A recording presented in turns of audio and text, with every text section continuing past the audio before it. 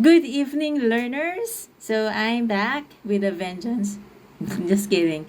So, today, ang pag-aaralan natin ay yung education ni Dr.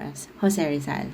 So, alam naman natin na ang unang guro ni Dr. Jose Rizal, ang kanyang ina na si Doña Chodora Alonso. That's his informal education.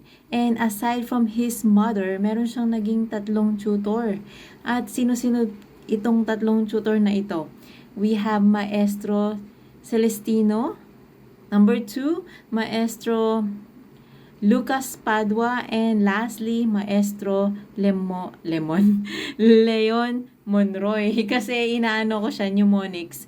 So, sabi ko, para madali siyang matandaan, Lupa Lemon. Okay? Si Maestro Celestino, and then Maestro yung lupa, Lucas Padua, and then yung lemon naman si Maestro Leon Monroy. Okay? So, ayun yung 3 naging tutor ni Dr. Jose Rizal aside from his mother. So, after that, ipinadala si Dr. Jose Rizal sa Biñan, Laguna. First formal education niya, and ang naging guro niya ay si Maestro Justiniano Aquino Cruz. So, si Maestro Justiniano, very known siya as strict disciplinarian. Okay? Next, pumunta na si Dr. Jose Rizal sa Manila. Dito, entrance exam siya sa San Juan de Letran kasi yun ang gusto ng kanyang father. Pero nag-iba yung gusto ni father. Kaya mas pinili nila yung Ateneo Municipal de Manila. Ateneo Municipal de Manila. So, doon nag-aral siya ng Bachelor of Arts. So, yung first year ni Dr. Jose Rizal sa Ateneo, kasi yung mga guro doon, mga Jesuit, okay? So, yun ay they believe in Jesus Christ. Okay? So, maganda yung pamamalakad nila. Very, tinitrain nila yung mga character of their student by rigid discipline, humanities, and also religious. They give religious instruction. So, every morning, meron silang morning mass. And then, sa loob ng klase, before they start, nagpe-pray sila. And after class, meron ding prayer. So, sa Ateneo Municipal de Manila, they divided the students into two parts bang tawag doon. Basta dinivide nila yung kanilang mga estudyante.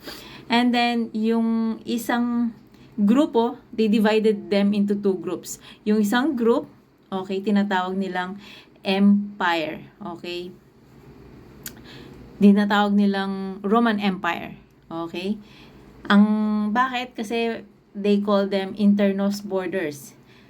Then, the second one is Carthaginian Empire. Pag sinabi nating Roman Empire kasi, sila yung nakastay sa loob ng eskwelahan. Doon sila tumutuloy. Yung dormitory nila is sa loob ng eskwelahan. So, tinatawag silang internos borders. Okay? They have red banners. While the Carthaginian Empire naman, tinatawag silang externos non-borders. Sila ay sa labas ng eskwelahan. Umuwi sila sa kanilang bahay.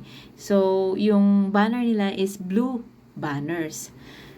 So, alam naman natin dito sa Pilipinas, pag nag-college ka, merong mga summa cum laude, magna cum laude, cum laude. Sa kanila, meron silang best. Ang pinaka-best, ang tawag nila ay emperor. Okay, pangalawa ay tribune. Pangatlo ay decurion. Pang-apat centurion. And then, pang-5, standard bearer. Parang ring bearer lang, no? So, may 5. So, dito, pag meron ka ng 3 mistakes, natatanggal ka sa pwesto. So, lahat very competitive yung mga estudyante. They want to be an emperor. So, si Dr. Jose Rizal, dahil nga bago lang siya sa Ateneo, so, dun siya sa pinaka-last. Okay? Or to the bottom of the class. Isa siyang Carthaginians Empire. Kasi sa labas siya, kumbaga, hindi naman siya sa loob na nagdo-dormitory. So, kaya, yun. Pero si Dr. Jose Rizal kasi, okay, yung available time, like recess or break time, nag-aaral siya ng, kumuha siya ng private lesson. Nag-aral siya ng Spanish sa Santa Isabel College at nagbabayad siya ng 3 pesos. Pero worth it naman, hindi siya nang hinayang kasi marami siyang natutunan. So, kaya yung mga magte-take ng Let Jan for this year or sa susunod na taon, so sipagin lang po natin. Alam ko wala naman pong imposible. So, good luck sa ating lahat po and fighting. God bless you all. That's all for today po. God bless. Bye.